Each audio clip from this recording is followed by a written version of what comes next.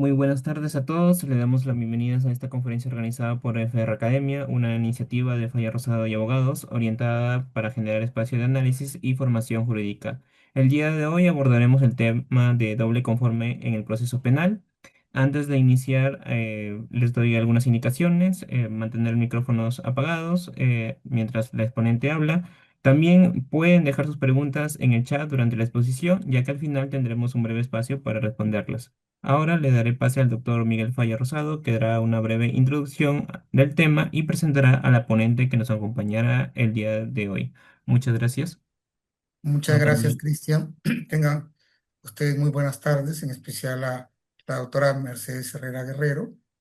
Primero que el tema ha generado ya bastante expectativa en el mundo académico. Hoy día conversaba con un profesor y me decía, se comentan que hay 1000 declaraciones de inadmisibilidad de las casaciones por doble conforme en la calificación, pero además ya hay un número bastante grande donde, como decía un profesor en una entrevista hace poco, de por vida se van a quedar, o por lo menos con la famosa cadena perpetua, ¿no? Entonces, el doble conforme, que es capaz muy bien aceptado en civil y en laboral, todavía no tenemos mucho que discutir en este nivel. Pero para mí es un honor presentar a Mercedes Herrera Guerrero, a quien la conozco desde mucho tiempo, cuando recién regresó de Europa, y le tengo uno de los mayores aprecios. Es una joven profesora universitaria, litigante y además doctora por la Universidad de Navarra, máster en Derecho Penal por la Universidad de Alcalá. Ha sido docente en la Academia de la Magistratura, expositora en diversos eventos nacionales e internacionales en materia penal y procesal penal. Cuenta con amplia experiencia en temas como criminalidad organizada, lavado de activos, extinción de dominio, además de ser autora de diferentes publicaciones jurídicas.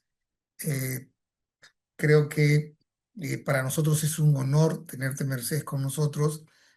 Hace poco tuvimos a Eloy, que fue prácticamente nuestro padrino. Ahora eres nuestra madrina. Un enorme honor tenerte con nosotros. Te dejo porque seguramente todo el mundo está ávido de escucharte.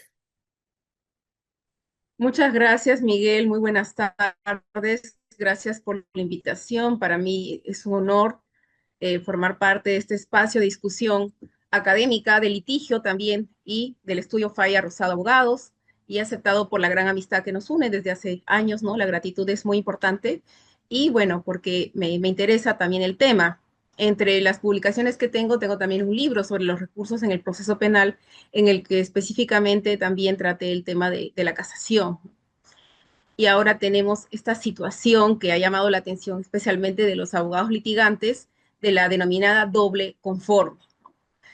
Entonces, vamos a situarnos frente al problema de la doble conforme, que tiene un nombre que a mí particularmente me llama bastante la atención, porque la doble conforme es otra cosa, ¿no? No lo que la Corte Suprema está llamando ahora como doble conforme, ¿no? La doble conforme, tal como se conoce, es un derecho reconocido por la Corte Americana de Derechos Humanos que exige que toda condena sea revisada por un órgano superior, a tal punto que surge una problemática cuando se condena a alguien en segunda instancia y es necesario que exista un tribunal que confirme la condena. Esa es la doble conforme, la situación por la cual una persona condenada necesita que su condena sea revisada por otro tribunal, en segunda instancia o en casación. Y esta situación pues dio lugar a una serie de debates de años, jurisprudencia de la Corte Suprema, porque se consideraba que la casación no era un recurso ordinario, tenía que habilitarse una sala especial, etcétera, ¿no? Este derecho entonces ha sido ampliamente desarrollado y sobre ello no existe mayor discusión, ¿no? Como el derecho a toda persona condenada a que se revise su sentencia, ¿no? Condenatoria. Eh, Sin embargo, la Corte Suprema recientemente, en enero de este año, de manera concreta, ha incorporado una figura a la que llama principio de la doble conforme, que es distinta, muy distinta al derecho a la doble conforme.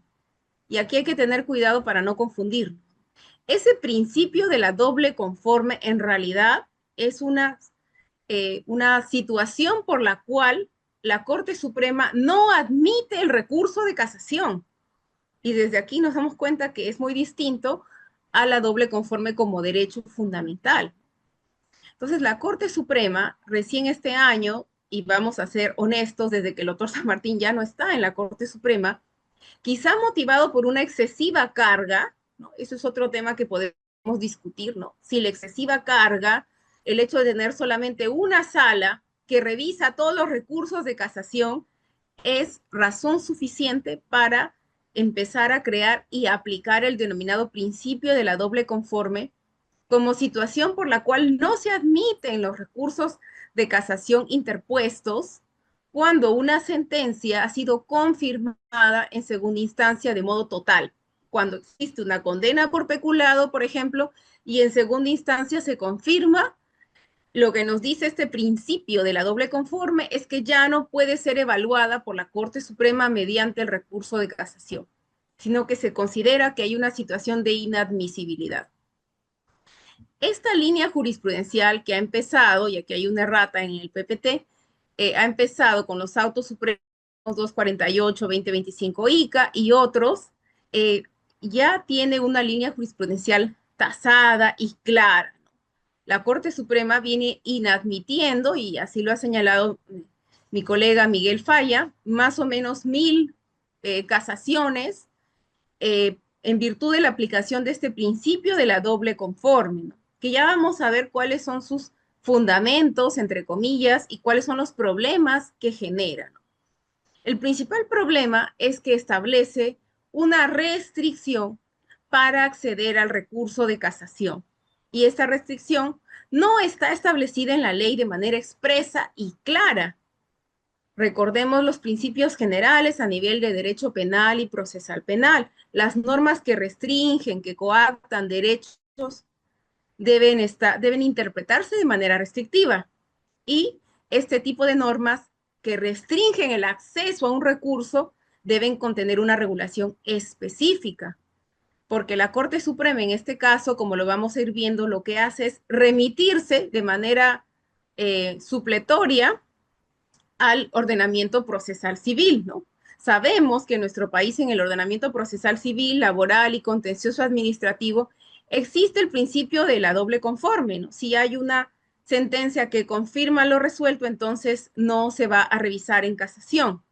Pero este principio no ha sido recogido, regulado por el nuevo Código Procesal Penal, ni por ninguna norma de manera expresa, clara, tácita. Entonces, surge la discusión, surge el problema de si esta interpretación y esta línea jurisprudencial trazada por la Corte Suprema en realidad no constituye una vulneración al derecho que tienen los justiciables al recurso, por una parte, al principio de taxatividad, porque la casación ya es un recurso extraordinario. O sea, la casación tiene requisitos muy específicos y con ello, con este principio de la doble conforme, la Corte Suprema estaría recogiendo una restricción adicional. Como ha mencionado Miguel, tenemos casos, no todos los casos son iguales, ¿no? Pueden haber casos con prisión suspendida, pero también hay muchos casos con sentencias que establecen una pena grave, como puede ser una cadena perpetua, ¿no? Casos de violación, otro tipo de delitos, ¿no? Recuerdo hace años una casación de Lambayeque, no recuerdo el número, pero yo la he usado mucho para analizar temas de complicidad y temas de imputación subjetiva. El caso es el siguiente. Dentro de la casa de una señora se cometió un delito de violación sexual. En primera instancia la condenaron como cómplice por violación a 30 años de pena privativa de libertad.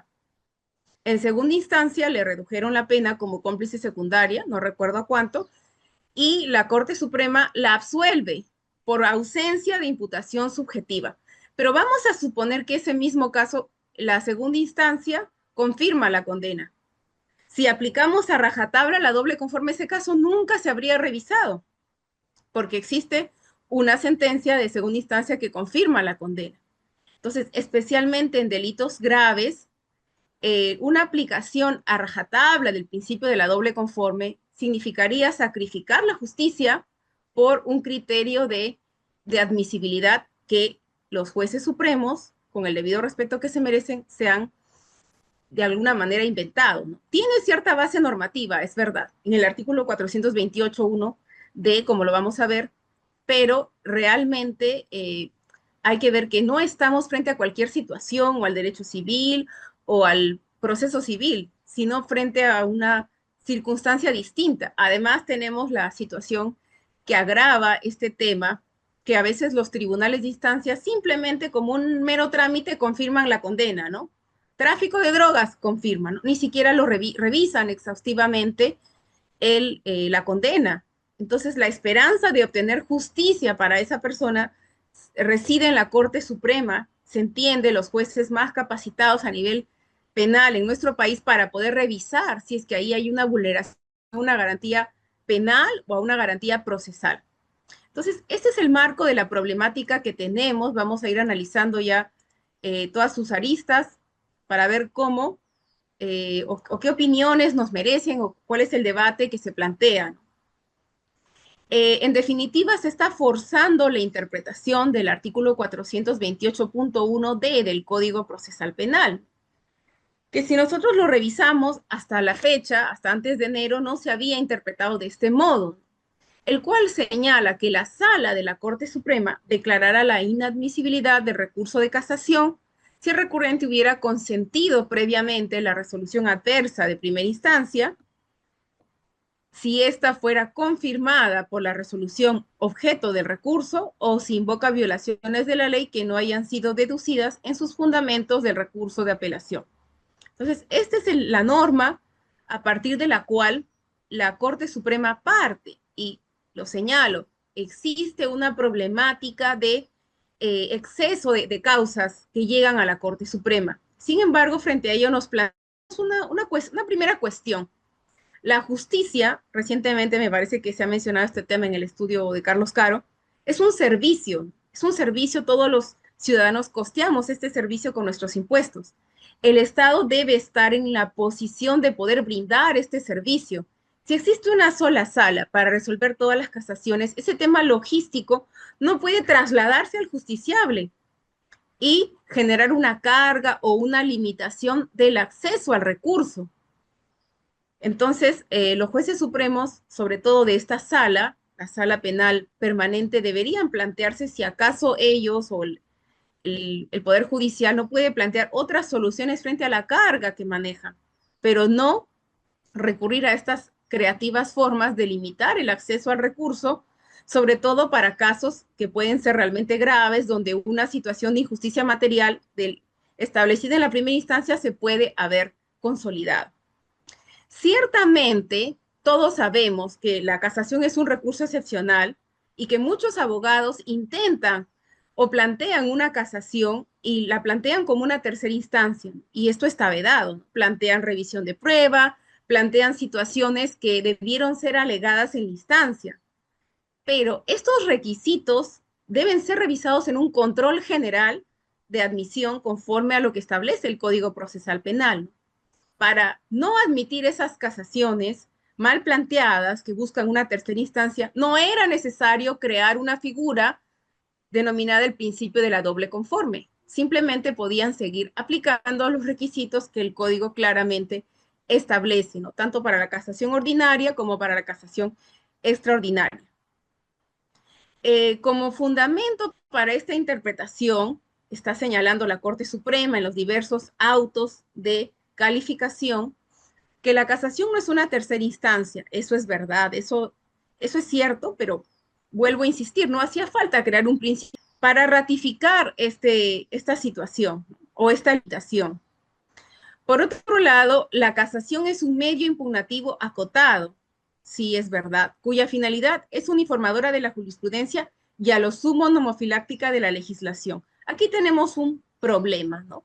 Cuando yo he leído esta casación, que es la casación ICA, que aparece más adelante en las diapositivas, pero la voy a citar ahora, la casación, que es la primera, ¿no?, de esta línea jurisprudencial de la Corte Suprema, casación número 2485-2023 ICA, señala eso, que la casación es un medio impugnativo acotado y sus finalidades estima esta casación que son dos: uniformizar la jurisprudencia y una función nomofiláctica. Pero como vamos a ver, la casación no solo tiene esos fines. La casación, al ser un recurso o un medio de impugnación, también se reconoce el jus litigatoris, es decir, el interés que tiene el recurrente en acudir a este recurso, si bien extraordinario, para encontrar justicia en el caso concreto, ¿no? Como vamos a ir viendo. Por lo tanto, es importante recordar lo que es la casación. La casación es un medio de impugnación extraordinario o recurso extraordinario que limita su interposición a motivos específicos previstos en la norma, ya sean de forma o de fondo. No constituye una tercera instancia, esto es verdad, pero hacía falta la doble conforme para tener claro esto, no, porque toda la regulación de la casación se estructura y desarrolla esas características. Por eso es que hasta antes de enero del 2026, hasta el año pasado, tampoco eran tantas las casaciones que se hacían, ¿no? Pero el justiciable tenía esa posibilidad, que si su casación estaba bien planteada, así existiera una condena en segunda instancia que confirmaba la de primera, se podía revisar si es que existía una causal de motivación, por ejemplo, de vulneración de la presunción de inocencia o de una garantía material. La casación nos permite cuestionar errores injudicando, ¿no?, errores de juicio sobre la aplicación de la norma sustantiva, por ejemplo, la aplicación de la legítima defensa, del homicidio, de los elementos típicos del delito de peculado o de colusión, o vicios improcedendo, ¿no?, vicios procesales, anticipada, preconstituida, etcétera. En la casación, el principio de intangibilidad de los hechos, esto todos lo sabemos, ¿no? No se pueden variar los hechos, no se puede realizar una nueva valoración probatoria. La Corte Suprema no realiza, no está en sus funciones hacer de juez de instancia propiamente. El juicio es un juicio jurídico, pero, como lo dice el doctor San Martín en su manual, en sus ejecutorias supremas, lo que sí hace la Corte Suprema es analizar si el proceso de valoración probatoria es correcto. Por ejemplo, en casos de prueba indiciaria, tenemos muchos casos de prueba indiciaria en general, de lavado, donde los jueces de primera o de segunda instancia no han aplicado correctamente los requisitos de la prueba indiciaria. Entonces, la Corte Suprema no va a volver a valorar la prueba, pero va a analizar si es que se han cumplido o no esos requisitos, ¿no? El íter discursivo de la valoración probatoria, la razonabilidad, la logicidad de ese razonamiento, eso es lo que va a calificar la Corte Suprema. Su finalidad es verificar si la decisión de segunda instancia es conforme a derecho, pero si resulta que hay una condena en primera instancia ratificada por la decisión de segunda instancia, es decir, una doble conforme, ya no se va a revisar. Así esa decisión sea jurídicamente inviable, incorrecta, injusta, etc. El recurso lo procede por errores jurídicos, sí, no hay una valoración probatoria conforme lo hemos señalado. Pero es importante recordar cuáles son las funciones del recurso de casación. Y esto no lo digo solamente yo en mi libro, está en el manual del doctor San Martín, en cualquier manual de procesal penal, no solo del Perú, sino de cualquier país, vamos a encontrar que la casación, por definición, no solo tiene, como dice esta casación de ICA, por eso es que la teoría es muy importante para que no nos puedan engañar con conceptos o definiciones que no son correctas y que no se corresponden con la doctrina. En la casación 2485-2023 ICA, como ya cité, se señala que la casación solamente tiene estas dos primeras funciones: la nomofiláctica o de defensa de la ley y la uniformadora de la jurisprudencia. No mencionan la función diquelógica o del jus litigatoris. Vamos a explicar puntualmente cada una de estas funciones. La primera función de la casación es la función de defensa de la ley o nomofiláctica, o lo que tantas veces la Corte Suprema misma ha llamado jus constitutionis. Esta función se orienta a garantizar la aplicación uniforme de las normas sustantivas y procesales, evitando diversas interpretaciones de la norma que puedan vulnerar el principio de igualdad. Defender la ley, uniformizar la aplicación de la ley. Y luego tenemos una función unificadora de la jurisprudencia, evitando que existan criterios contradictorios, divergentes, que puedan afectar la seguridad jurídica y la igualdad. Lo que escuchaba hace unos días de otra colega, eh, señalar en relación al principio de la doble conforme. Entonces, muchos casos no van a llegar a la Corte Suprema con la doble conforme. Eso significa que los jueces de instancia, de primera y sobre todo los de segunda instancia, van a tener que unificar de alguna manera la jurisprudencia. Pero eso no va a ser tan sencillo porque a veces decimos los abogados litigantes, un poco en broma, cada distrito judicial tiene su propio código procesal penal, ¿no? Porque a veces en un lugar aplican de determinada manera, en otro lugar sobre la misma institución resuelven de manera distinta, ¿no? O incluso la forma de llevarse a cabo la audiencia de segunda instancia. Algunos hacen un juicio completo y otros simplemente como una audiencia de apelación, ¿no? Algo mucho más puntual, solo una audiencia.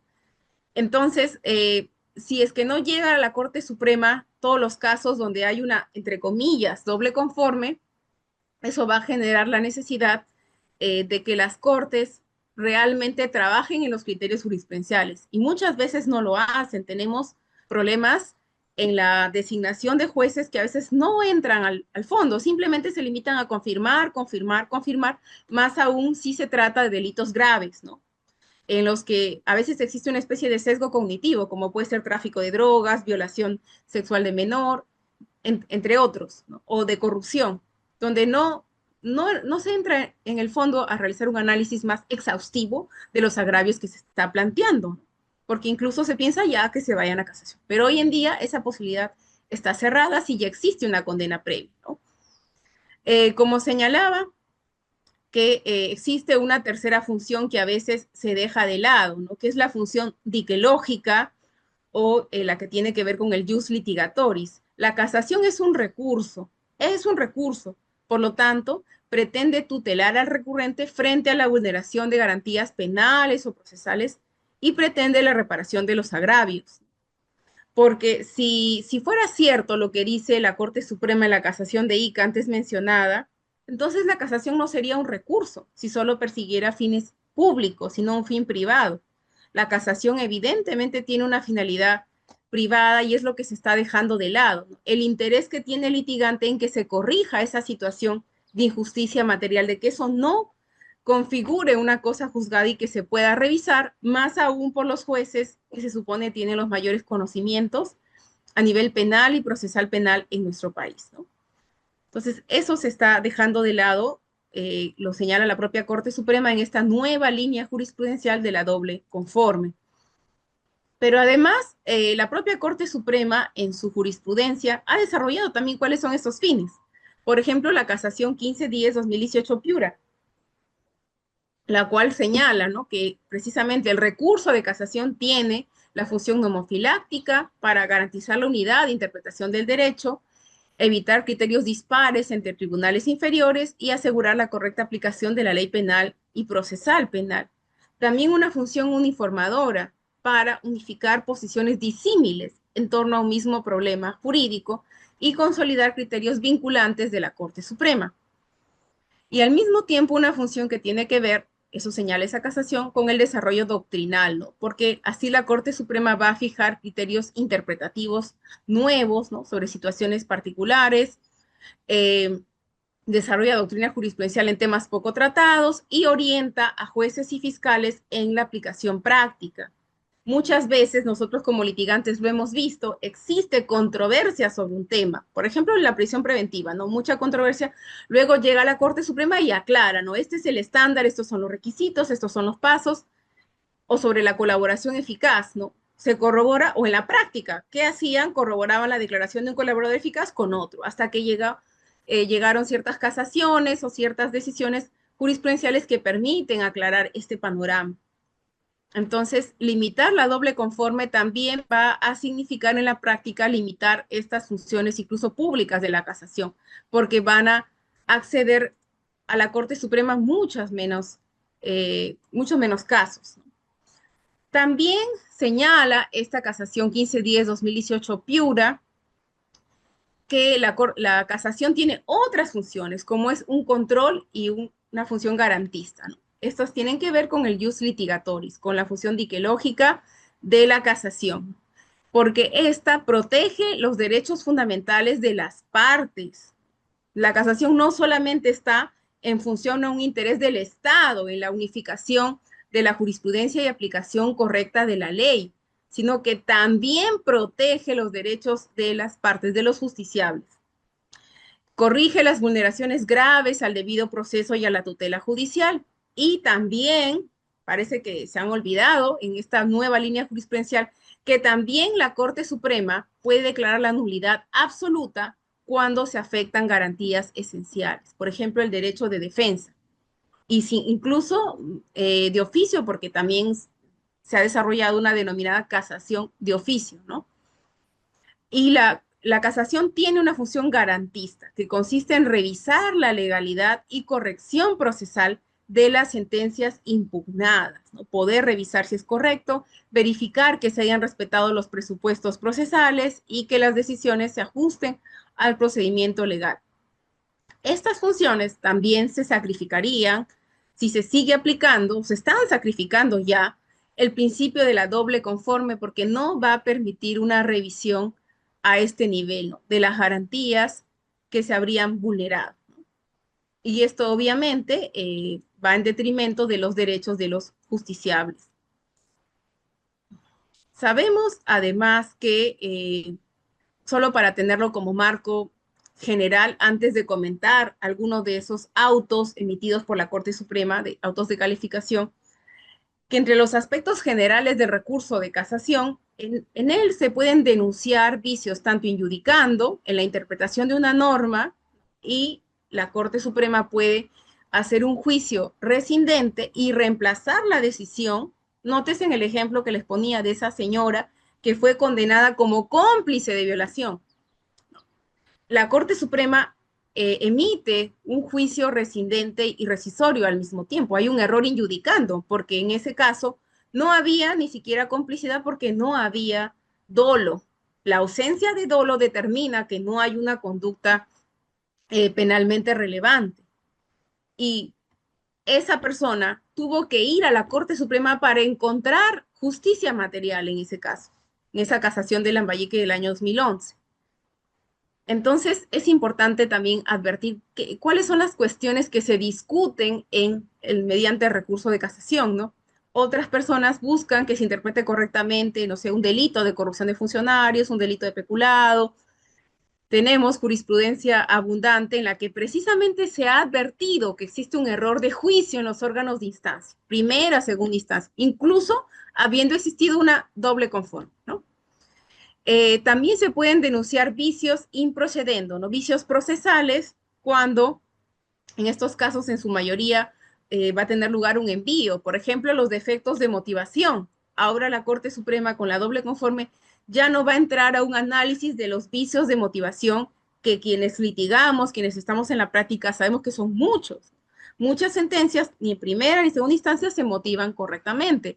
O todos los casos que se ven con prueba indiciarias son vicios improcedendo cuando no se cumplen los requisitos de la prueba indiciaria. Aunque la Corte Suprema en algunos casos, como el caso Banmat, la casación, si no me equivoco, 628-2015 del caso Banmat, por prueba indiciaria, absuelve a los procesados, ¿no? Es un vicio improcedendo que al tener tal naturaleza por ausencia de los requisitos de la prueba indiciaria, la Corte Suprema termina emitiendo un juicio rescindente y rescisorio. Esos casos, si existe una doble conforme, tampoco van a poder ser revisados, ¿no? Y esos vicios van a quedar ahí y van a adquirir el carácter de cosa juzgada. Claro, frente a esa situación, y ese es el debate que vamos a ver hoy en día, ¿qué se puede hacer, ¿no? Algunos justiciables ya están acudiendo a los procesos constitucionales, un habeas corpus, un amparo, que también es un proceso adicional y que va a significar un coste, ¿no?, en abogados, tiempo y todo ello, que efectivamente va a incidir en la continuación de vulneración de las garantías para los justiciables. Eh, También habíamos dicho o habíamos mencionado algunos aspectos del recurso de casación en materia penal, para luego vincularlo con esa línea jurisprudencial de la doble conforme desarrollada por la Corte Suprema. ¿Cuál es la naturaleza del recurso de casación en materia penal? Es un instrumento de control de la juridicidad orientado a verificar la correcta aplicación del derecho, ¿no? La quaestio juris, la correcta aplicación del derecho, ya sea sustantivo y procesal. Incluso la Corte Suprema revisa los temas de reparación civil también, ¿no? Ha anulado algunas absoluciones a nivel de demanda civil, ¿no? De una reparación civil vinculada a casos donde se ha absuelto o se ha sobreseído el proceso. No constituye una tercera instancia, eso ya lo tenemos claro, ni permite un nuevo examen integral del caso. Efectivamente, muchos recursos de casación se plantean así como una solicitud de un examen integral, pero esos casos se pueden seguir inadmitiendo por las causales generales, como ya lo he señalado, sin inventarnos una doble conforme. La casación se rige por el principio de intangibilidad de los hechos, no da lugar a una revaloración probatoria, pero sí, como les señalaba, a una valoración de cómo los jueces de primera y segunda instancia han valorado la prueba, es decir, si su análisis es correcto o es ilógico o infringe la lógica, la ciencia, las máximas de la experiencia, la motivación, ¿no? Es decir, un análisis del curso de razonamiento realizado por las instancias. La Corte Suprema actúa como un juez de legitimidad, controlando la decisión y su motivación sin sustituir las instancias. Esto también se bloquea con el principio de la doble conforme para muchos justiciables. Es un recurso de carácter limitado y formal, circunscrito a los motivos invocados y sustentado en una fundamentación técnico-jurídica. Creo que todos los que estamos aquí conectados estamos de acuerdo en que la casación es el escrito más difícil que nos toca hacer en nuestra carrera como litigantes, ¿no? Es difícil porque exige mucha tecnicidad, mucha especificidad y desarrollar adecuadamente las causales, tanto si es ordinario y en mayor medida cuando estamos frente a un recurso extraordinario, para motivar por qué es necesario el desarrollo de la doctrina jurisprudencial. Ergo, si ya es difícil, si ya es un recurso extraordinario con características puntuales descritas por la norma, crear una nueva limitación lo hace inaccesible, ¿no? Lo convierte en una limitación injustificada y desproporcional y por lo tanto inconstitucional. El recurso de casación admite un control de logicidad y suficiencia de la motivación, sin implicar una revisión del mérito probatorio.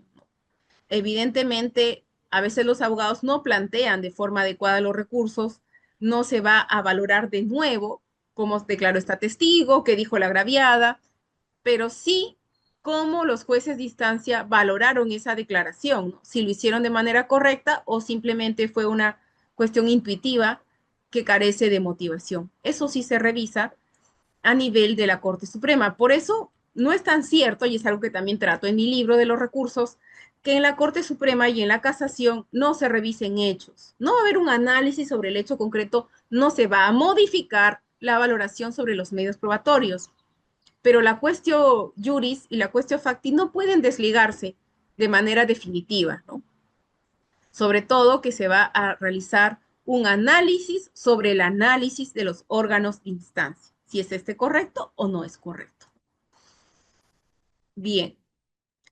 Luego, tenemos que los principios de recurso de casación en materia penal tenemos, ¿no? El recurso de casación procede únicamente contra la resolución y por las causales expresamente previstas en la ley. Entonces, este principio de taxatividad supone una limitación al derecho de impugnación al concluir los supuestos, al excluir, perdón, excluir los supuestos que no están contemplados en la norma, al impedir que se invoquen causales inexistentes. Pero este principio de taxatividad está desarrollado en la norma. Por lo tanto, la doble conforme, tal como lo está desarrollando la Corte Suprema, constituiría una extensión de la taxatividad, una vulneración de la taxatividad, porque está creando una limitación adicional a la ya existente. Y para que esa limitación pueda ser constitucionalmente válida, debería preverse de manera expresa, como ocurre con el proceso civil, el proceso laboral y el proceso contencioso administrativo. De lo contrario, estamos hablando de una limitación creada a nivel jurisprudencial, lo cual no tiene sentido porque no es favorable al reo o a los procesados en general. La casación también se rige por el principio de trascendencia. No cualquier error habilita la interpretación del recurso de casación. El vicio denunciado debe tener una relevancia jurídica significativa. Eso sí lo está desarrollando la Corte Suprema, pero no es algo nuevo, es algo que ya se sabe, que está claro a nivel doctrinal, a nivel jurisprudencial, también por la anterior línea jurisprudencial de la Corte Suprema. Entonces se exige que el agravio trascienda el ámbito de las instancias ordinarias y justifique la intervención del órgano de casación, ¿no? Esos son los requisitos y por eso es un recurso de carácter extraordinario. Bien, vamos a ver, eh, habíamos mencionado que el fundamento para esta nueva línea jurisprudencial de la Corte Suprema de la doble conforme lo encontramos o se cita el artículo 428.1 del Código Procesal Penal, que hasta ahora no se había aplicado como tal. Lo que dice la Corte Suprema, la Sala Penal Permanente, es que la doctrina hasta ahora no se había pronunciado lo suficiente, no había analizado, no había advertido que este requisito estaba establecido en la norma y que no era un requisito, no era una I, sino era una O, ¿no? No era una exigencia adicional, sino que se trataba de supuestos independientes. Y establece, la Sala Penal de la Corte Suprema declarará la inadmisibilidad del recurso de casación cuando, bueno, primero, no se cumplen los requisitos y causales, que es lo que todos conocíamos y aplicábamos. Si hubiera interpuesto por motivos distintos a los enumerados en el código, se refiere a resoluciones no impugnables, eh, y se señala cuando el recurrente hubiera consentido previamente la resolución adversa de primera instancia, si ésta fuere confirmada por la resolución objeto del recurso. O sea, si esta fuera confirmada como una causal independiente, ¿no? O si invoca violaciones de la ley que no hayan sido deducidas en los fundamentos de su recurso de apelación. Entonces, eh, para ser honestos, jueces de la Corte Suprema de pronto se volvieron locos porque no tiene ningún tipo de fundamento. Esta norma sí establece eso, pero la interpretación de esa restricción tampoco puede ser literal o estar descontextualizada. Y ese es el tema que está suscitando esta gran discusión, ¿no? Porque a veces el legislador, cuando redacta las fórmulas legales, no lo hace de manera clara, sino que se dan supuestos de confusión, y lo hemos visto mucho a nivel incluso de tipos penales, donde debiera ser mucho más claro. Entonces, en esta disposición se basa ahora la Corte Suprema para fundamentar el denominado principio de la doble conforme, ¿no? Sin realizar ninguna interpretación más sistemática y teniendo en cuenta todo el marco de impugnación y que estamos a nivel penal, ¿no? No a nivel civil. Entonces, finalmente llegamos a esta nueva línea jurisprudencial de la Corte Suprema, desarrollada en primer lugar en la casación 2485-2023 ICA, la cual ya se parte de esta premisa, ¿no? No sé si la fecha ahí está bien. En el fundamento jurídico 9 se parte de la premisa de que la casación debe ser extraordinaria, uniformadora y predecible. Entonces, el recurso de casación ordinario o excepcional solo será admisible si el tema casationis es discrepante o discordante entre sí, ad intraproceso. Bueno, hasta ahí no está diciendo algo relativamente distinto, ¿no? De lo anterior. Es decir, ahí empieza. Solo cuando existen dos sentencias discrepantes. Una sentencia o auto de vista que revoca en todo o en parte la decisión de primera instancia. O bien respecto de la doctrina judicial vinculante emitida por la Corte Suprema. Cuando las sentencias emitidas aniquilan algún criterio jurisdiccional supremo vinculante. En el primer caso, solo si la sentencia o el auto de vista sobre el cual se recurre en casación es la revocatoria total o parcial de la resolución de primera instancia, pero no cuando la decisión es uniforme, pues la sentencia de vista ha confirmado íntegramente la sentencia de primera instancia. Principio procesal de doble conforme. Y esta es la resolución donde nace, entre comillas, el principio de la doble conforme, ¿no? El fatídico principio de la doble conforme, porque si nosotros revisamos a cabalidad todo este pronunciamiento contiene algunas falacias. Yo he citado una, señala que la casación solamente tiene funciones públicas de unificación y la y la función nomofiláctica, pero niega las finalidades que tienen que ver con el interés del litigante. Señala otras que vamos a ir citando y desarrollando poco a poco, pero si nos quedamos con esta primera idea, aquí hay un problema. Esta doble conforme se erige en un criterio formal, ¿no? No vamos a revisarlo porque ya los tribunales han confirmado, pero la experiencia, incluso de la propia Corte Suprema, si ahora mismo hiciéramos una estadística de cuántos casos con, entre comillas, doble conforme antes de esta línea, o sea, con sentencias donde se ha condenado en segunda instancia, pero que han sido revocadas, que han dado lugar a absoluciones o a nulidades, seguramente tendríamos muchas ejecutorias de la Corte Suprema en ese sentido, donde sí se ha revisado. Entonces, esta limitación al derecho al recurso de casación, esta limitación no prevista en la norma a la admisibilidad del recurso de casación, se erige en un criterio meramente formal, porque el hecho de que una decisión haya sido confirmada en segunda instancia no significa que sea correcta. Y eso lo tenemos totalmente mapeado y lo tenemos muy claro porque los órganos de instancia, dependiendo de su formación, de los jueces, de la situación política, etcétera, a veces han cometido grandes injusticias o errores o incluso horrores jurídicos y que han podido ser revertidos precisamente gracias a su revisión a nivel de la Corte Suprema.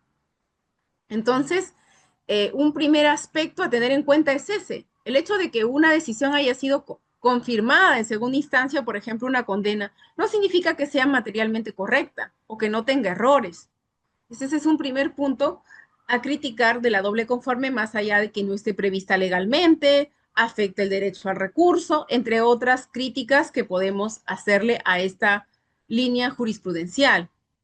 Como señalaba al comienzo, cuando uno se pregunta por qué de pronto los jueces supremos se despertaron un día y dijeron la doble conforme, ¿no? Al principio no, hemos tenido una luz, una iluminación.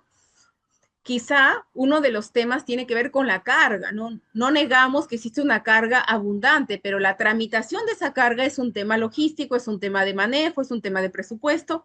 No puede significar el sacrificio de algo más grande como es la justicia y la necesidad a que se acceda a ese recurso si se cumplen los requisitos del recurso extraordinario, que de por sí ya son bastante exigentes, como lo he mencionado. ¿Qué más dice esta primera ejecutoria, que es la casación 2485-2023 ICA? Señalan que la doctrina penal nacional en general no se ocupó detalladamente de la debida y correcta interpretación del artículo 428.1d, limitándose a entenderlo como copulativo o formativo de una única causal. En realidad, es verdad, la doctrina no se ocupó tan a fondo de este requisito. Sí teníamos mucho más claro el tema de si se ha consentido previamente. Si se había consentido, no había mayor discusión sobre la inadmisibilidad de la casación. O si se invoca violaciones de leyes que no han sido deducidas previamente. Entonces, como digo, los jueces supremos encontraron ahí un vacío, un elemento meramente legal a partir del cual empezar a desarrollar esta línea jurisprudencial de limitación del acceso al recurso de casación.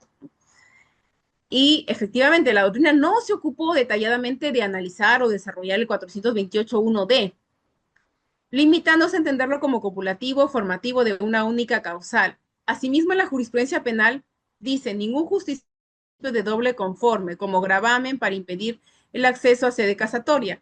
Y si no invocó ningún justiciable es porque no se aplicó. Entonces ahí también viene otro tema de análisis. ¿Hasta qué punto la Corte Suprema puede cambiar su línea jurisprudencial por una desfavorable a los recurrentes? ¿Hasta qué punto puede cambiar su línea jurisprudencial por una desfavorable? ¿No? Porque eso significaría también una afectación al principio de igualdad. Hasta diciembre del año pasado, las casaciones se admitían. Yo estaba segura que si habría cumplido los requisitos de mi recurso, lo habría fundamentado, sea ordinario, extraordinario, eso se iba a admitir. Pero a partir de enero, doble conforme no se admite. Y con ello se estaría vulnerando también el principio de igualdad. Por eso ningún justiciable invocó este principio porque no se aplicaba, no existía y la limitación tampoco habría tenido lugar.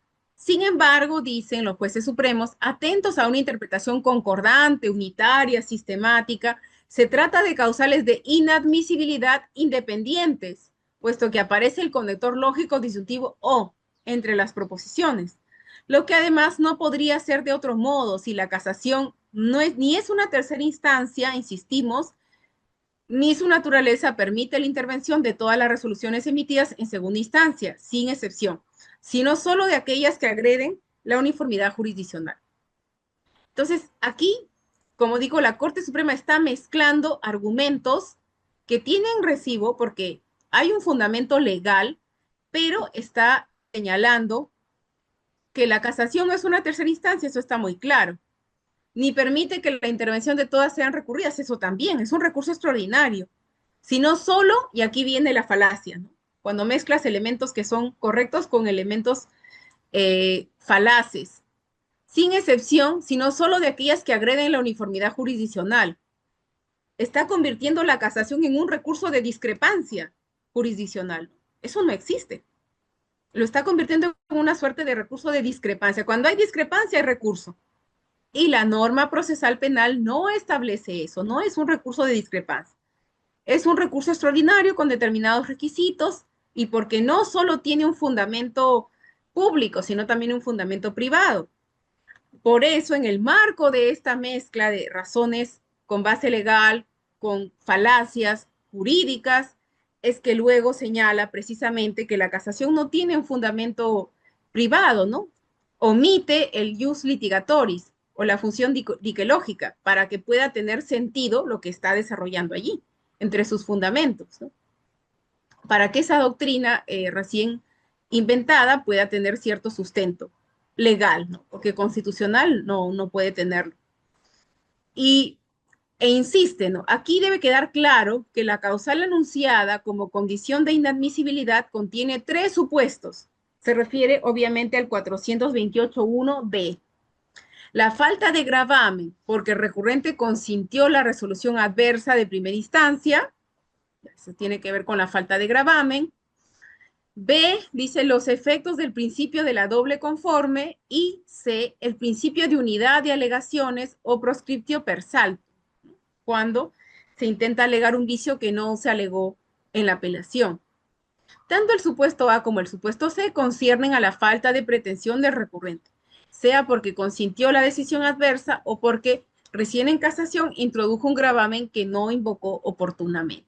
Entonces, creo que todos estamos de acuerdo en que el 428.1d, que contiene estos supuestos, entre los tres, el más problemático es el que la Corte Suprema le ha denominado doble conforme, ¿no?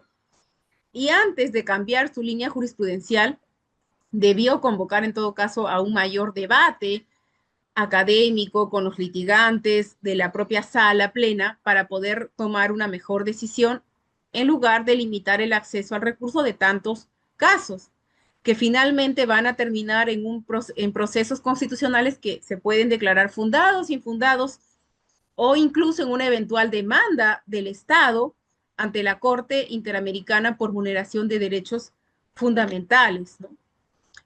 Aunque sabemos que la casación es un recurso de configuración legal, pero si se impide el acceso al recurso, de este recurso sea excepcional, y se consolidan situaciones de injusticia material, eso podría dar lugar a mayores discusiones, ¿no? Más allá de los procesos constitucionales. Y bueno, en esta decisión se sigue señalando en el fundamento jurídico duodécimo que el principio de la doble conforme se alinea no solo con la premisa que fundamenta la naturaleza de la casación como instituto jurisdiccional que uniformiza y vuelve predecible las decisiones judiciales discrepantes. El recurso es inadmisible cuando se trata de resoluciones de segunda instancia que confirman íntegramente, claro, porque cuando hay una discrepancia parcial, ya no hay doble conforme, ¿no? Eso señala. Así que si uno es litigante, tiene suerte si es que la sentencia de segunda instancia discrepa parcialmente, porque entonces ahí ya no hay doble conforme. Cuando se trata de resoluciones de segunda instancia que confirman íntegramente la decisión de primera instancia, sino también con la interpretación uniforme de los demás ordenamientos procesales peruanos, en específico con el ordenamiento procesal civil. Y ahí ya estamos aplicando una analogía. Y para mí es sorprendente, seguramente que para ustedes también lo es, que los jueces, los honorables magistrados de la Corte Suprema, hagan en materia penal y procesal penal, donde esté en juego la libertad de una persona, la vida, ¿no? Su familia, lo más valioso que puede tener, realicen una interpretación analógica, ¿no? Una interpretación que incluso pues ya no tiene una base legal, que no está expresamente prevista. Y allí en el fundamento jurídico duodécimo se remiten al ordenamiento procesal civil. Claro, si fuera suficiente el 428.1b, no tendrían, entre comillas, que remitirse a la analogía, al código procesal civil, ¿no? Porque no es una norma clara, expresa. Entonces, para completar su idea, ya he advertido antes, niegan las finalidades privadas de recurso de casación o las que corresponden a los litigantes y también hacen una referencia analógica al Código Procesal Civil y a otros órdenes también, porque también está en la ley laboral, el recurso de casación de la nueva ley procesal del trabajo y en el código, en el proceso contencioso administrativo también se hace referencia a esas normas en el fundamento jurídico duodécimo y decimotercero de esta casación. Entonces, eso también es bastante problemático, que estemos frente al máximo órgano a nivel penal y procesal penal que administra justicia en nuestro país y que realiza estas interpretaciones o remisiones analógicas, también que definitivamente debe ser observada a nivel constitucional, debe ser discutida a nivel constitucional y que veremos pues las implicancias que trae. Pero además aquí viene una falacia que ya es abiertamente, no sé cómo calificarla, ¿no? Llamativa, no podría ponerle otra calificación. Por eso, cuando empezaba esta exposición, señalaba que una cosa es la garantía de la doble conforme, que no tiene nada que ver con este denominado principio de la doble conforme, y otra cosa es este principio. Son dos cosas distintas. En algún punto, para justificar su falacia, esta Corte Suprema mezcla esos fundamentos fácticos y legales con falacias, o los va mezclando. Incluso cita toda la línea jurisprudencial de la Corte Interamericana de Derechos Humanos sobre la doble conforme, que ya les expliqué, se refiere a la necesidad de que toda persona condenada tenga una confirmación de su condena. Por lo tanto, si se le condena en segunda instancia, tiene que haber una confirmación de la condena. Y eso fue una discusión durante muchos años hasta que ya efectivamente esa sí es una garantía para el justiciero. Pero el principio de la doble conforme, entre comillas, el principio de la doble conforme, inventado por la Sala Penal Permanente de la Corte Suprema en enero del 2026, no es una garantía. Es una, ¿cómo lo podríamos definir? Es una limitación al acceso al recurso de casación vinculada a la no admisibilidad del recurso cuando existe una sentencia de segunda instancia que confirma la primera. En esos casos, en virtud del principio, entre comillas, de la doble conforme, la Corte Suprema limita el acceso al recurso de casación y declara la sanción de inadmisibilidad. No lo admite. Entonces, estando claros con esta distinción y con la naturaleza del principio de la doble conforme, vamos a leer el fundamento jurídico 13º y responder a la pregunta, ¿es una garantía o no es una garantía el principio de la doble conforme? ¿Y para quiénes podría ser una garantía? Este principio, dice la Corte Suprema, se erige como una garantía procesal para los justiciables, sobre todo en rescate de una justicia pronta, predecible, emitida en un plazo razonable, como derecho fundamental a la justicia, puesto que si son dos instancias, que por lo demás son únicas que existen, están de acuerdo totalmente en una decisión, ya no existiría motivo para seguir dilatando el litigio innecesariamente. El proceso penal se puede ver desde distintas ópticas, ¿no? La óptica de los agraviados. Para los agraviados es importante, para una víctima, que el proceso concluya, Para el imputado también, pero si tiene una decisión que lo condena injustamente, es obvio que va a pedir que se revise. Entonces, no es una garantía procesal para los justiciables de manera general. Todas esas personas condenadas a cadena perpetua no pueden decir que es una garantía, es algo paradójico, ¿no? Es como burlarse de los justiciables decir que es una garantía. Podría decirse que es una garantía para las víctimas, pero las víctimas, eh, digamos que tienen un rol secundario en el proceso penal, porque a quien se está procesando es al imputado. Entonces, es bastante, se puede criticar bastante, es una garantía procesal para los justiciables. Por eso vuelvo a mencionar, no se confunda con la doble conforme como necesidad de que una condena sea confirmada por un órgano de instancia. Eso es otra cosa, eso es indiscutiblemente una garantía constitucional, indiscutiblemente, tratados internacionales, Corte Interamericana. Pero cuando hablamos del principio de la doble conforme como limitación del acceso al recurso, eso no es una garantía. Y también nos llama la atención de que se hable de plazo razonable, cuando en nuestro país un proceso puede durar 10, 12, 15 años, un proceso penal. Y a la Corte Suprema no parece preocuparle esa vulneración del plazo razonable, porque las casaciones se demoran un montón también. En cambio, para que la decisión sea rápida, sí es una garantía, ¿no? Es bastante criticable esta posición de la Corte Suprema en relación a esta definición, ¿no? De la doble conforme como una garantía. Podría decirse en todo caso que para las víctimas podría ser una suerte de garantía, pero la víctima no es el único actor procesal, ¿no? Estamos hablando de los imputados, que son quienes fundamentalmente recurren en el proceso penal, ¿no? Sobre todo cuando están frente a una condena. Bueno, vamos avanzando. Luego ya al terminar iré a las preguntas que creo que están formulando por escrito. Bien, por acá tenemos también, bueno, la casación de ICA tiene muchas más consideraciones que se pueden criticar, desarrollar y que básicamente con posterioridad se van repitiendo, ¿no? La casación 1583-2023 Huánuco también señala de nuevo los principios de la doble conforme y señala que son causales de inadmisibilidad independientes por el conector lógico disyuntivo, porque se delimita con una coma y no podría ser de otro modo porque lo que ya hemos visto, que la casación no es una tercera instancia, ni se admite la intervención de todas las resoluciones sin excepción, solo de las que transgreden la uniformidad jurisprudencial.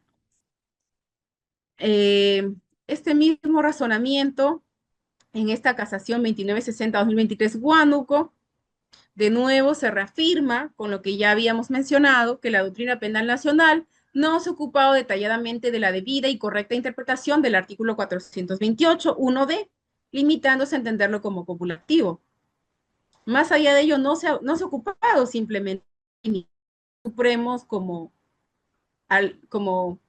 nuestros superhéroes, ¿no? En atención a una interpretación concordante, unitaria y sistemática, se trata de causales de inadmisibilidad independientes, puesto que aparecer el conector lógico, disyuntivo o entre las preposiciones, lo cual no puede ser de otro modo, ¿no? Entonces, los jueces entienden que es una decisión favorable para el sistema, favorable para los justiciables, y están equivocados, y que tienen un fundamento legal y constitucional.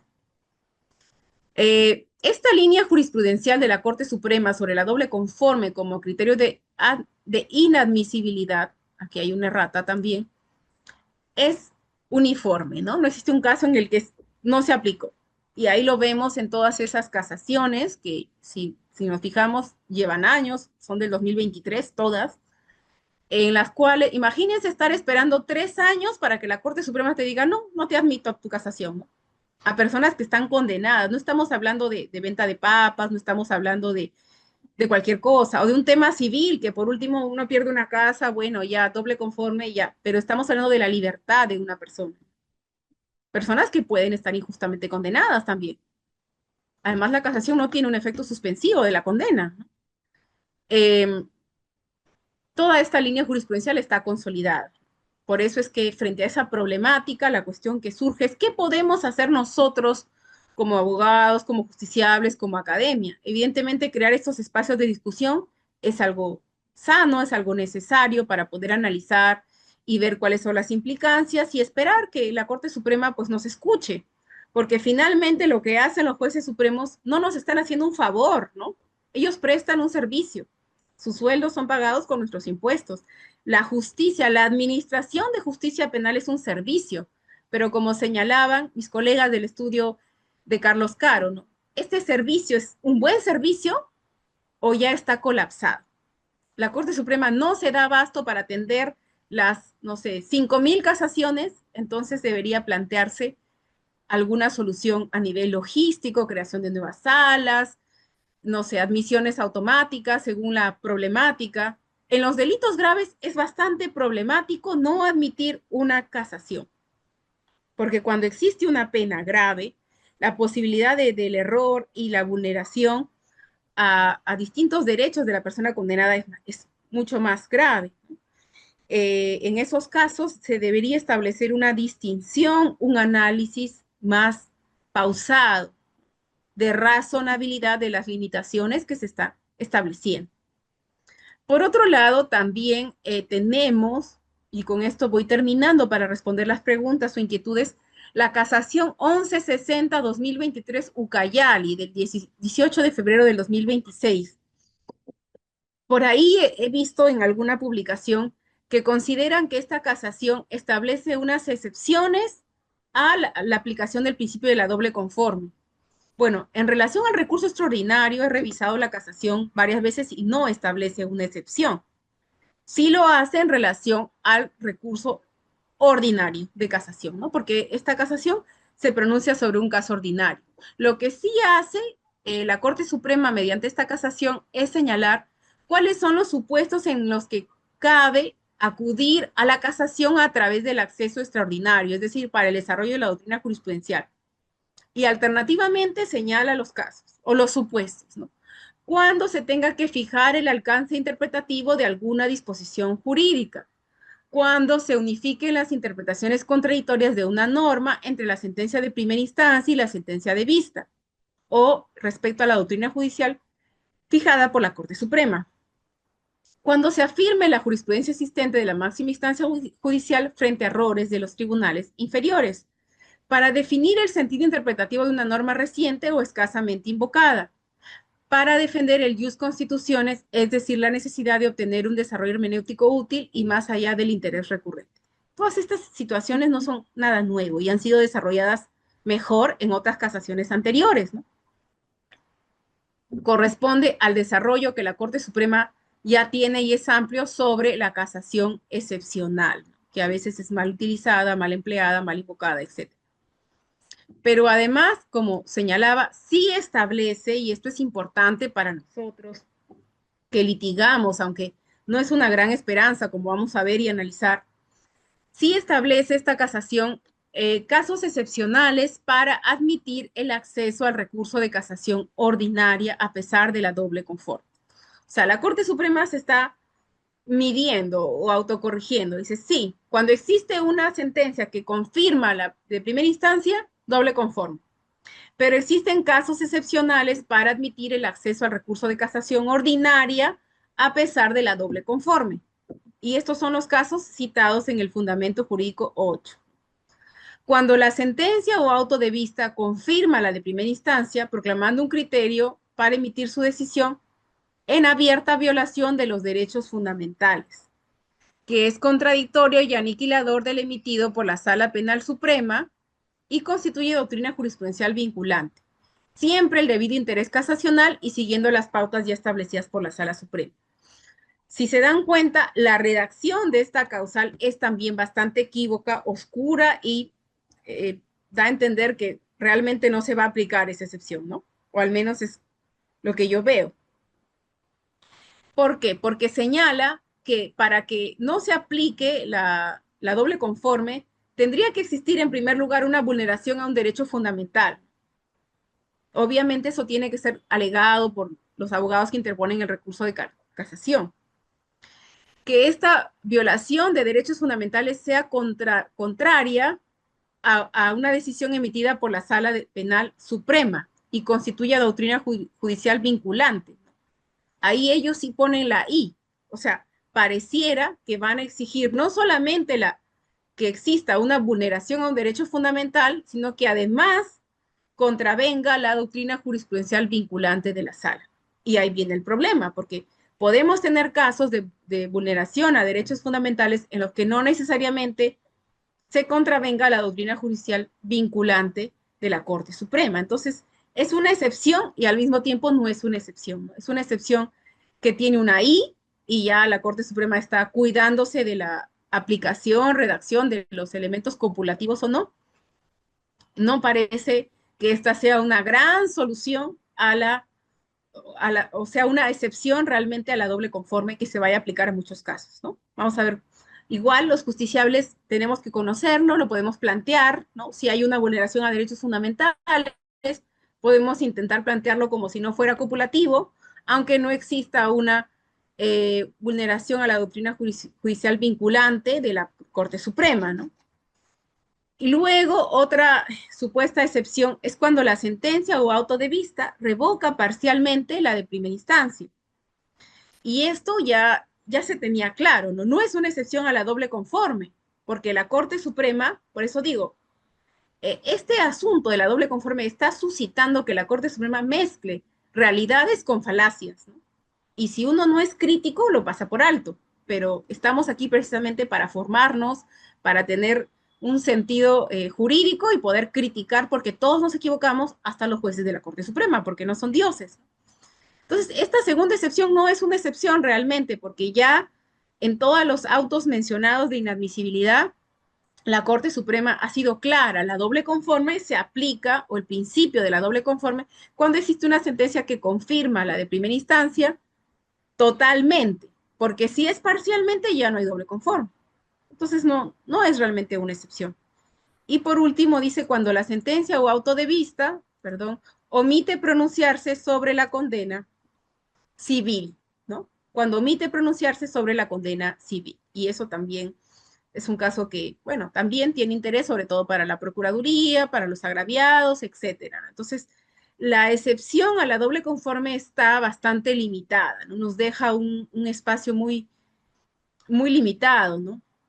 Eh, porque nos habla de la vulneración de derechos fundamentales y que esté vinculado a una doctrina jurisprudencial vinculante, pero ese criterio jurisprudencialmente establecido o introducido no tiene en cuenta que pueden haber supuestos, como señalaba hace un rato, en donde existe una doble conforme, pero hay una vulneración a una garantía penal, procesal, hay una incorrecta interpretación de la norma, hay un vicio improcedente, judicando. Y sin embargo, no se va a tener en cuenta, pueden no aplicar la excepción. Y eso permitirá la consolidación de una situación de injusticia material. Entonces, en resumen, las críticas que le estamos ya haciendo a la figura del principio de la doble conforme de la Corte Suprema, como criterio para no admitir la casación, que puede resumirse antes de pasar a las preguntas, es que no cuenta con una previsión normativa expresa en el Código Procesal Penal como un límite al recurso de casación, desnaturaliza la casación, que está diseñada como un mecanismo de control jurídico y no como una revisión de la discrepancia, ¿no? Como señalaba antes. Reduce el acceso a la Corte Suprema, afectando también la función monofiláctica y de control de legalidad, porque van a llegar menos casos a la Corte Suprema. Vamos a tener menos jurisprudencia, menos claridad en una serie de temas importantes. Debilita el rol de la Corte Suprema como órgano de unificación de la jurisprudencia. Traslada en la práctica la fijación de criterios jurisprudenciales a las salas superiores, como lo hemos señalado. Van a tener que las salas ordenarse para fijar criterios jurisprudenciales sobre temas distintos. Y el problema que tendremos allí es que la sala de Ica puede pensar distinto que la sala de Puno, la sala de Piura y la sala de Trujillo, ¿no? Porque a veces hemos visto en la práctica esas discrepancias, ¿no? En eventos presenciales muchas veces veíamos que determinadas instituciones se aplicaban de manera distinta en las diversas ciudades, ¿no? Y genera dispersión y falta de uniformidad en la interpretación del derecho a nivel nacional, además de vulnerar el derecho de acceso al recurso, la tutela jurisdiccional efectiva, la legalidad, el principio de taxatividad y todo lo que hemos mencionado. Entonces, estamos frente a una situación problemática para la defensa, que genera pues muchas situaciones para discutir, ¿no? A nivel práctico, a nivel de la academia, a nivel de litigio, y que esperemos que la Corte Suprema pues vaya rectificando, modulando el criterio, o existe una norma que de pronto regule, expresamente prohíba este principio de la doble conforme, también puede ser una solución, ¿no? Una modificación legislativa. Y que además se evalúe el tema logístico que he mencionado, que puede ser la causa de esta decisión desafortunada por parte de la Corte Suprema. Tengo aquí algunas preguntas, Miguel, no sé si tú las lees o... Claro, Sí, en primer lugar, muchas gracias, sumamente claro. El tema ameritaba lo largo de la exposición. Hay el doctor Alejandro Oliva dice, la casación 2485-2023 es del 30 de enero del 2026, sí, no es del 2012.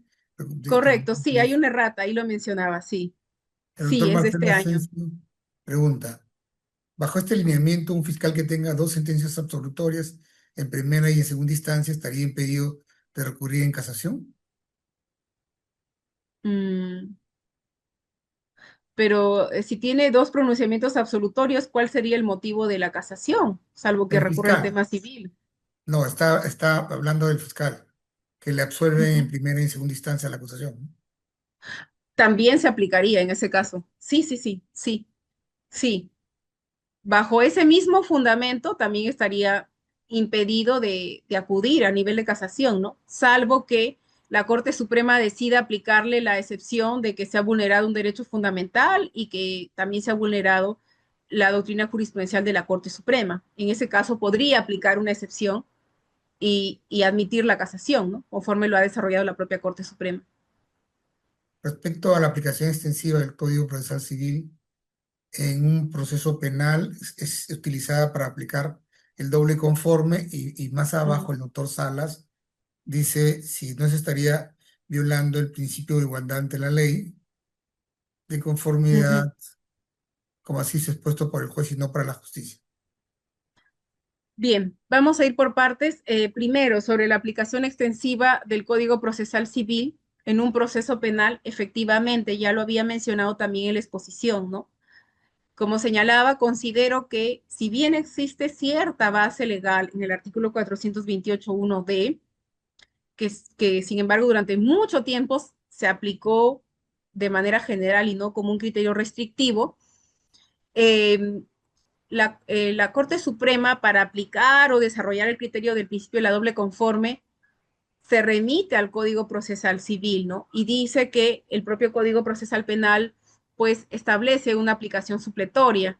Sin embargo, considero que esta aplicación supletoria no es posible, porque estamos hablando de una situación que restringe o limita derechos. En esos casos, la interpretación debe ser restrictiva, no extensiva. Más aún si la aplicación supletoria debe darse para vacíos normativos o vacíos de, normativos o legislativos, ¿no? Pero en este caso no hay un vacío, tenemos un régimen del recurso de casación, que además el orden procesal penal y procesal civil es distinto, sustancialmente distinto, porque tanto los derechos, los principios y todas las situaciones vinculadas a los afectados en el proceso penal son sustancialmente distintas al proceso civil. Entonces, frente a esa situación en la que no hay un vacío, hay un régimen ya de casación debidamente establecido, no cabe una aplicación supletoria. Es decir, aquí la Corte Suprema no está justificando por qué se remite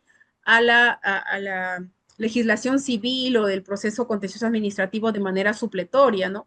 La Corte Suprema, recordemos, ¿no? Todos los jueces tienen una autoritas y una potestas, ¿no?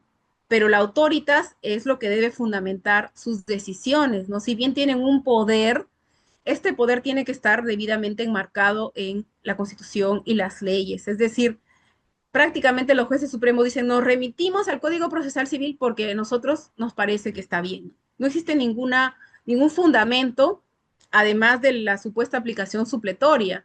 Pero esta aplicación supletoria, insisto, solamente tendría lugar en casos de vacío. Por ejemplo, cuando estamos frente a la pretensión civil en el proceso penal, ¿no? Supletoriamente hay algo que no está regulado, nos vamos al Código Procesal Civil. pero no en la regulación específica del recurso de casación, que sí tiene el Código Procesal Penal. Entonces no vamos a tomar una norma de otro ordenamiento, de otro orden, ¿no? Como es el orden del proceso civil al proceso penal, porque eso vulnera precisamente la legalidad, la taxatividad, la proscripción de la interpretación eh, desfavorable al reo, ¿no? Y que se trata de una norma que limita el acceso a un recurso. Estas serían mis apreciaciones. Por aquí había otra pregunta. Eh, Dice, sí. el doctor Salas sobre el tema del principio de igualdad. Ujú. Sí, efectivamente. Dice, no estaríamos frente a una transgresión del principio de igualdad ante la ley. La conformidad si expuesta es para el juez y no para la justicia. Claro, como lo he señalado, estamos frente a una vulneración también al principio de igualdad, ¿no? Porque en algunos casos se podría revisar y en otros casos no se podría revisar.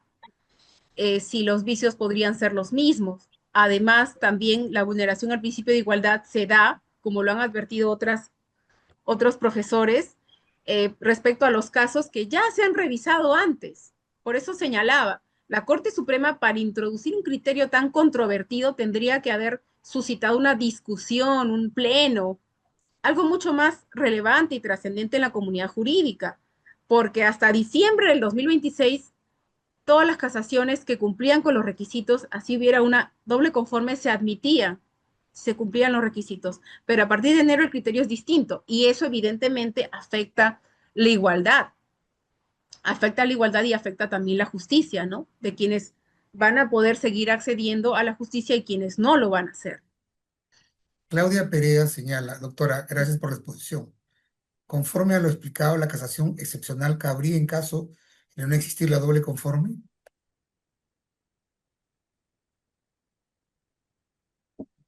A ver dónde está. La casación excepcional cabría en caso de no existir una doble conforme. No. También También los jueces están limitando la aplicación de la doble conforme en la casación excepcional, ¿no? Salvo que se trate de casos que están, digamos, que cumplen con los requisitos establecidos para la casación excepcional, pero no han hecho una distinción, a mi parecer, ¿no? Por ahí hay un colega que considera que sí lo han hecho, ¿no? Con la última casación citada, pero no hacen una distinción. Entonces, si hay una doble conforme, tampoco se aplicaría la casación excepcional, no lo revisarían. Lisset del Milagro señala, la doble confirmada comprenderá también a aquellos que tienen voto en discordia y o singular. Yo entiendo que sí, ¿no? Basta que se forme el voto respectivo para que admitan o consideren que existe una doble conforme, ¿no? Aunque Y sea en mayoría. Elier Tayo Cubas señala por último, la sala al confirmar, entiendo que es la sala de vista, al confirmar Ujú. una sentencia puede rechazar el recurso de casación y ya no remitir los actuados a la Corte Suprema. Claro, esa es una pregunta muy interesante, gracias. En la práctica, si las salas aplican a rajatabla el criterio de la doble conforme, podrían empezar a aplicarlo de esa manera, ¿no? Pero aquí viene una cuestión importante, ¿no? Que yo considero que es vital. Todo juez debe tener su propio criterio, ¿no? Su propio criterio. Esto es algo que además lo vi reflejado en una gran amiga mía, que es la autora Mari Olaya, que es jueza, es abogada, porque a veces hasta el Tribunal Constitucional se equivoca, hasta los jueces de la Corte Suprema se equivocan. Entonces, los jueces tienen su propio criterio y no se ha establecido en estricto una doctrina jurisprudencial que sea vinculante sobre este tema, ¿no? Sí existe una línea jurisprudencial repetida, ¿no?